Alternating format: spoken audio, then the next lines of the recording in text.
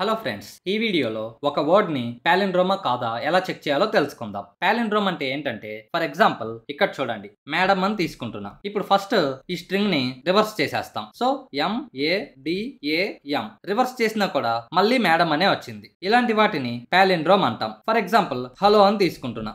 ఇప్పుడు దీన్ని రివర్స్ చేస్తే ఇలా వస్తుంది. ఇది చూడండి, ఇది సేమ్ కాదు. సో ఇది పాలిండ్రోమ్ కాదనమాట. ఫర్ ఎగ్జాంపుల్ ఆహా అని తీసుకుంటున్నా. ఇప్పుడు దీన్ని రివర్స్ చేసినా కూడా మళ్ళీ ఆహా అనే వస్తుంది. అలాగే మలయాళం అని తీసుకుంటున్నా.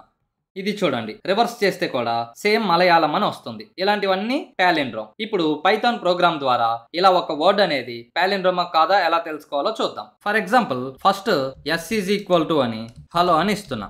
ఇప్పుడు ఈ స్ట్రింగ్ ని రివర్స్ చేసేయటం కోసం మనకు ఆల్రెడీ లాజిక్ తెలుసు. మీలో ఎవరికైనా తెలియకపోతే లింక్ ని ఈ వీడియో డిస్క్రిప్షన్ దగ్గర ఇచ్చాను, అది చూడండి. ఓకే, ఈ స్ట్రింగ్ ని రివర్స్ చేసేయడానికి ఇలా ఎస్ అని ఇచ్చి స్క్వేర్ బ్రాకెట్స్ లో కోలన్ ఇచ్చి -1 అని ఇస్తాము. ఫస్ట్ ఒకసారి దీన్ని ప్రింట్ చేసి చూపిస్తాను. ఓకే, ఇప్పుడు అవుట్పుట్ చూద్దాం. చూడండి, స్ట్రింగ్ అనేది రివర్స్ అయిపోయింది. ఇప్పుడు ఏం చేయాలంటే ఈ స్ట్రింగ్ ని అలాగే ఈ స్ట్రింగ్ ని రెండింటిని కంపేర్ చేస్తాం. దానికోసం S అని ఇచ్చి ఈ రివర్స్ స్ట్రింగ్ ని ఇస్తాము.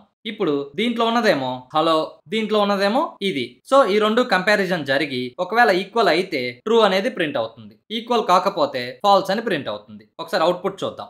చూడండి, ఫాల్స్ అని వచ్చింది. ఇప్పుడు ఇక్కడ మేడం అని ఇస్తున్నా. ఇప్పుడు అవుట్పుట్ చూద్దాం. చూడండి, ట్రూ అని వచ్చింది. ఇలా జస్ట్ ఒక్క లైన్ రాసేసి హ్యాపీగా ఒక వర్డ్ అనేది పాలిండ్రోమో కాదో చెక్ చేసేయచ్చు. ఇక్కడ మీ పేరు ఇచ్చి చూసుకోండి. నా పేరు ప్రతాప్. సో నేను ప్రతాప్ అని ఇస్తున్నా. ఇక్కడ చూడండి, ఇది పాలిండ్రోమ్ కాదు. ఒకవేళ ఇక్కడ ట్రూ ఫాల్స్ అని కాకుండా పాలిండ్రోమ్ అని ప్రింట్ చేయాలనుకోండి, దానికోసం ఇఫ్ కండిషన్ లో టెర్నరీ ఆపరేటర్ ఉంది కదా, అది యూజ్ చేసుకుంటాం. ఇక్కడ పాలిండ్రోమ్ ఇఫ్ S ఈ రివర్స్ స్ట్రింగ్ అయితే, కాకపోతే నాట్ పాలిండ్రోమ్.